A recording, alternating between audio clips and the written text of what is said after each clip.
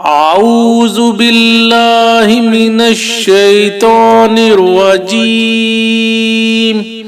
بسم اللہ الرحمن الرحیم۔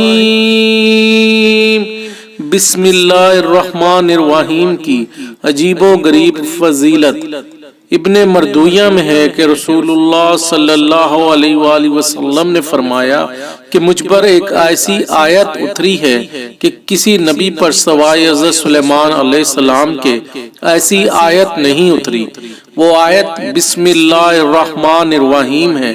حضرت جابر رضی اللہ عنہ فرماتے ہیں کہ جب یہ آیت اتری بادل مشرق کی طرف چھٹ گئے، ہوائیں ساکن ہو گئیں، سمندر ٹھہر گیا، جانوروں نے کان لگا لیے، شیاطین پر آسمان سے شعلے گرے۔